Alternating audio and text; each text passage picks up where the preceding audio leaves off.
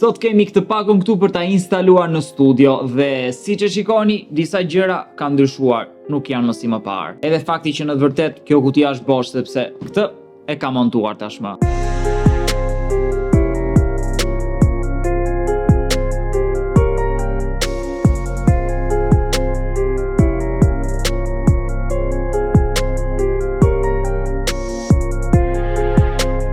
Që kam thënë gjithmonë edhe në videot e kaluara, me kalimin e kohës mundohem gjithmonë të bëj ndryshime të ndryshme për të përmirësuar studion. Në këtë mënyrë mund të punoj më mirë. I kem gjatë gati në momentin që dua të editoj ose dua të regjistroj video të caktuara dhe të kem disa kënde të ndryshme për videot e mia. Prandaj sot jemi këtu për një tjetër ndryshim super të rëndësishëm në studio. Siç e shikoni edhe nga ky plani këtu e kuptoni që disa gjëra kanë ndryshuar dhe ka ndryshuar edhe setupin për videot që postoj edhe short form, pra videot që hidhen në TikTok, në Instagram dhe këtu në YouTube Shorts. Po cilat janë këto ndryshimet dhe çfarë produktesh përdora për to? Fillojmë direkt. Ndryshimi i parë ishte që duhet të spostoja disa mobilje në studio. Nëse mbani mend, në cep të tavolinës kryesore kisha një mobilje ku me kanata të ndryshme mund të ndaja hapësirat e ndryshme për produktet që duhet të vendosja në të. Këtë dollap tani e spostova në krahun tjetër përballë me aty ku ishte. Në pozicionin ku ndodhej tavolina që më para përdorea për të regjistruar videot. E njëjta tavolinë që tani ndodhet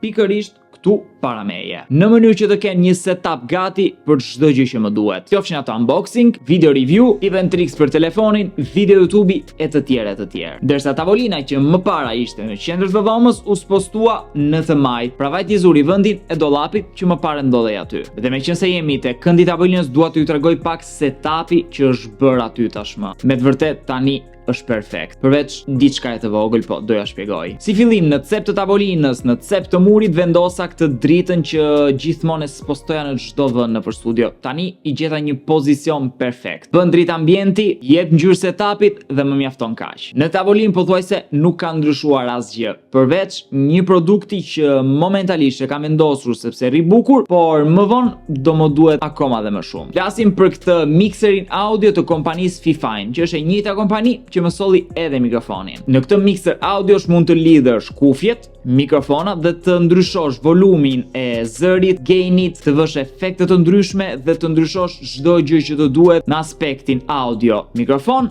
dhe kufje. Momentalisht asgjë nuk është i lidhur te ky mixer sepse duhet të marr një kabël XLR për të lidhur mikrofonin direkt me mikserin dhe jo me kompjuterin. Sepse për kufjet nuk më duhen sepse nuk i përdor ose në momentet që duhet i përdor AirPods-at e vogla që kam. Pra nuk më duhen fisha. Por ky mixer rri në këtë setup në mënyrë perfekte me ngjyrat që ka. I ka dhënë një hije tjetër tavolinës punës. Por ajo që i ka dhënë me të vërtet ndryshimin janë pikërisht panelet që shikoni sipër monitorit. Pra kjo kutia këtu. Kto janë panelet nga Nanolift të quajtura Blox Combo XL Starter Kit. Kompania Nanolift u tregua kaq e sjellshme me mua sa të më niste pikërisht këtë kutinë për t'i vendosur dhe për të zbukuruar akoma dhe më shumë studion time. Janë panelet që të gjithë youtubersat e mëdhenj amerikan, çfarë të doni ju, përdorin në setupet e tyre. Dhe nuk përdoren kot sepse kanë cilësi shumë të mirë, të lehtë për të montuar dhe janë të personalizueshëm në çdo gjë, si në format që ndërtojnë, po ashtu edhe në ngjyrat dhe llojet e ngjyrave që ne mund të bëjmë të. Kutia që më nisë në fakt ka 4 panele të mëdha, 4 panele të vogla, një raft të vogël për të vendosur diçka për sfond dhe një pegboard. Praktikisht kjo që shikoni këtu ku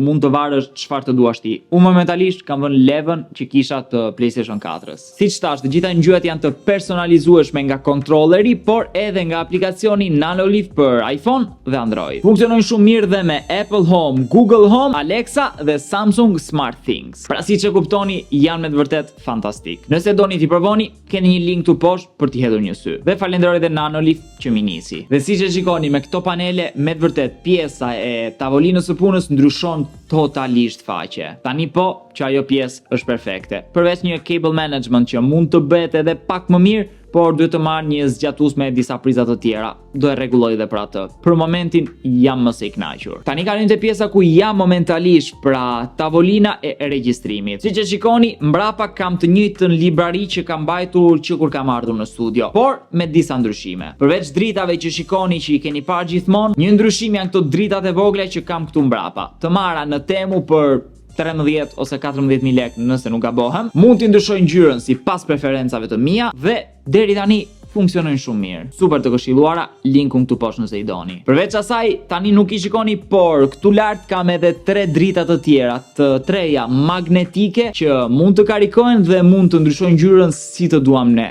Edhe ato bëjnë një atmosferë super të bukur. Edhe pse nuk i shikoni momentalisht, nëse i fik mund të dalloni ndryshimin, apo jo. Dhe këtu ngjit me Gokun që kisha, kam edhe një maskot të vogël të Realme's, një nga produktet e vogla që më dhan dhurat kur isha në MWC në Barcelonë në fillim të këtij muaji. Për të kompletuar të gjithën, të gjitha këto pajisjet, të gjitha dritat që janë të vendosura mbrapa janë të lidhura në një hub USB. Pra ky kuboidi që shikoni këtu mbrapa me USB të ndryshme ku mund të lidh çfarë të dua unë dhe në këtë mënyrë të gjitha fishat janë të mbuluara aty mbrapa. Pisha dhe gjëra që janë të mbuluara gjithashtu me këto bimët artificiale që shikoni këtu. Edhe këto të marra për pak lek në Temu. Normalisht janë artificiale siç thash, pra janë plastike, por japin një pamje me të vërtet shumë të bukur dhe japin një ngjyrë tjetër videos, apo jo. Ka vendosur 2 këtu dhe një këtu që ruan disa kabla dhe fisha të tjera që janë. Në këtë mënyrë në video nuk duken. Kam edhe 2 ose 3 të tjera këtu vërdall, po duhet të shikoj se ku rrin mirë, sepse nuk dua ta ngarkoj shumë dhe të duket shumë e bër kot pa lidhje, le të themi. Dhe tani ka diçka tjetër që duket akoma dhe më mirë dhe mezi po prisa të dukej. Frigoriferi i Red Bullit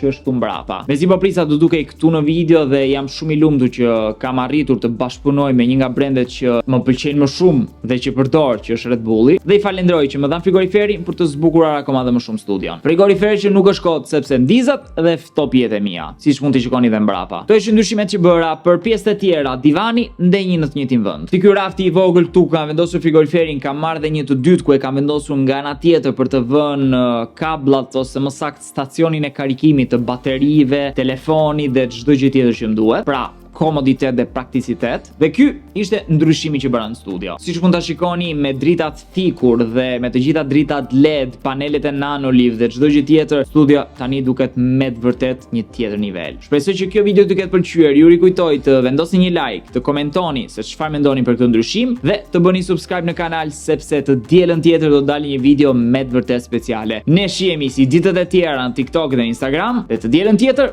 këtu në YouTube.